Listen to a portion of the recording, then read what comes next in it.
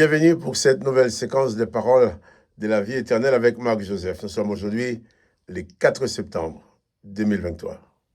Oui, déjà 4 septembre 2023. Encore un jour de grâce et de bénédiction que nous allons vivre avec Jésus-Christ. Donc, quelles que soient les circonstances que nous allons avoir à vivre, quelles que soient les circonstances que tu vas avoir à vivre, je te dis, pas de panique. Jésus-Christ est avec toi. Pas de panique, Jésus-Christ est avec toi. Dans la plénitude de sa grâce, il est là pour te conduire, te diriger, te faire du bien, te donner la victoire. Je n'ai aucune information sur les circonstances que tu vas avoir à vivre durant cette journée. Mais j'ai une information très intéressante pour toi. C'est que quelles que soient les circonstances, Jésus-Christ est et sera toujours avec toi. Que son nom soit béni. Avant de continuer, je t'invite à donner un petit coup de pouce pour dire si tu aimes cette vidéo. Ce qui va permettre aux autres de se voir proposer cette vidéo, ces paroles d'encouragement. Le Seigneur Jésus dit qu'il est avec toi, il est avec moi, il est avec tous les autres. Mais malheureusement, beaucoup de gens ne réalisent pas les privilèges qu'ils ont de pouvoir être tous les jours de leur vie accompagnés de la présence de Jésus-Christ. Jésus-Christ est présent dans ton cœur, dans mon cœur. Il est présent autour de nous. Quand tu dois aller quelque part, il y a la présence de Jésus-Christ qui te précède. Parce que Jésus-Christ sait déjà ce que tu vas rencontrer, ce qui va se passer dans ta vie. Jésus-Christ le sait. Alors il prépare et préparera toujours pour toi les moyens de t'en sortir. Donc, pas de panique, pas de terreur, pas de déprime, pas de découragement, pas de morale à zéro. Non. Quoi qu'il arrive, même si les circonstances peuvent être très difficiles, toi, tu as toujours le pouvoir d'élever ton âme vers Jésus-Christ et d'épuiser en lui de la force nécessaire qui va te permettre de surmonter toutes les difficultés. Et sachant que Jésus, s'il est avec toi, il ne t'abandonnera jamais. Il fera tout pour que tu puisses t'en sortir victorieusement. Je vais continuer la lecture avec toi dans l'évangile de Marc, chapitre 14. Hier, nous avons lu au verset 27-28 que Jésus dit à ses disciples qu'ils allaient être scandalisés parce qu'on va l'arrêter, on va le frapper, on va le tuer. Mais il a dit, quand il serait ressuscité, qu'il allait les précéder en Galilée. Au verset 29, l'apôtre Pierre qui répond, Pierre lui dit, quand tous seraient scandalisés, je ne serai pas scandalisé.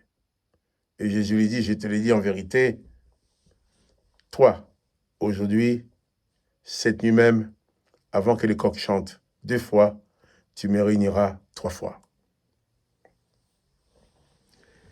Jésus savait ce qui allait arriver à Pierre. Il l'annonce. Pierre était toujours volontaire pour répondre aux questions de Jésus, volontaire pour faire des propositions, volontaire pour dire à Jésus, je suis avec toi. Même si tout le monde te lâche, moi je ne te lâcherai pas. Et la preuve, Pierre a fait tout ce qui lui était possible pour tenir parole. Quand on a arrêté Jésus, tout le monde est parti. Il n'y a que Pierre qui a été jusqu'au bout. Il a suivi Jésus jusque dans la cour du souverain sacrificateur, où il a pu entrer.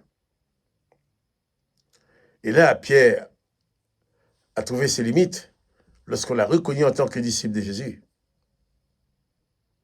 Alors Pierre va faire ce que Jésus avait prédit. Il dit à Jésus, quand tous seraient scandalisés, je ne le serai pas. Et Jésus lui dit, je te le dis en vérité, toi, aujourd'hui, cette nuit même, avant que le coq chante 2 fois, tu me régneras 3 fois. Jésus savait que Pierre allait mettre toute sa volonté pour le suivre, voire même pour prendre sa défense. Mais Jésus savait aussi que Pierre allait trouver ses limites, là où sa vie allait être menacée. Et Pierre allait le régner. Mais pour autant, il n'a pas traité Pierre comme un mauvais, il ne l'a pas condamné. Il ne l'a pas exclu du nombre de ses disciples. Même après sa résurrection, Jésus a eu des bons moments avec Pierre. Jésus a tout fait pour faire comprendre à Pierre que son régnement était pardonné. Et quelquefois, nous aussi, dans certaines circonstances, nous pouvons avoir tendance, nous pouvons avoir l'impression d'avoir trahi Jésus.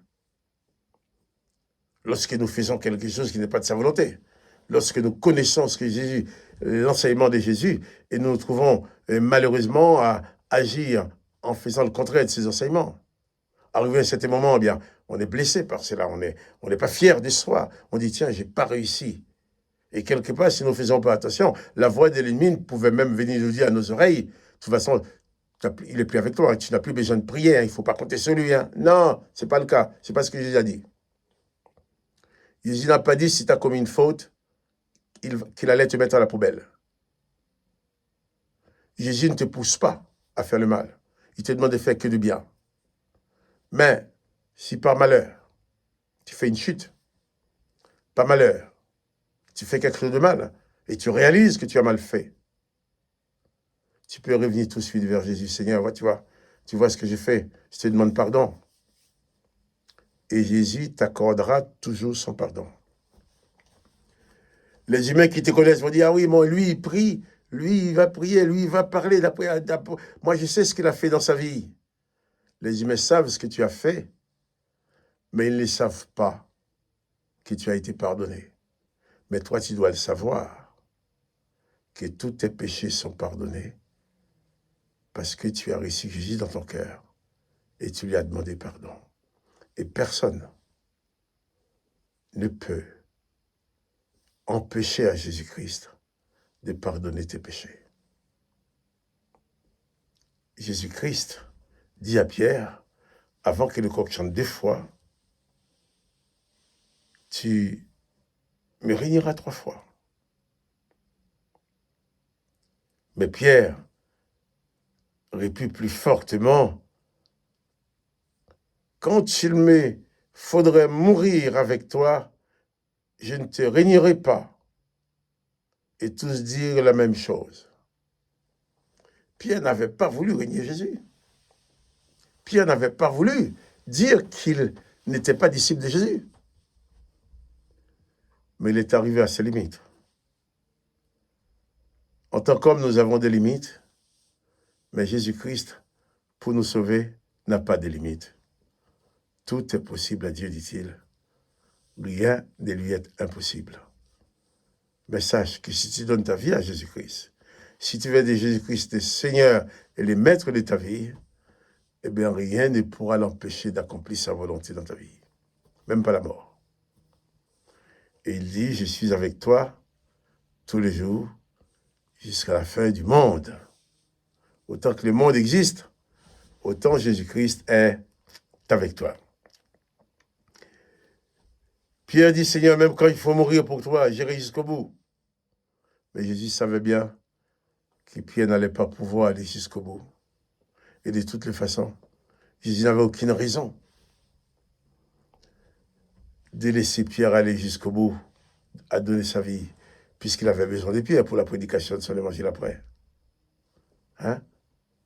Souviens-toi, n'oublie pas que Jésus-Christ est avec toi tous les jours jusqu'à la fin du monde.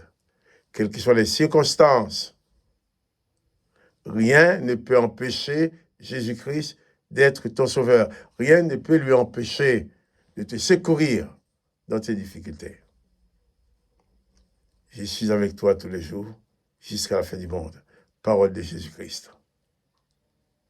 Que le nom de Jésus-Christ soit béni. Que le nom de Jésus-Christ soit béni.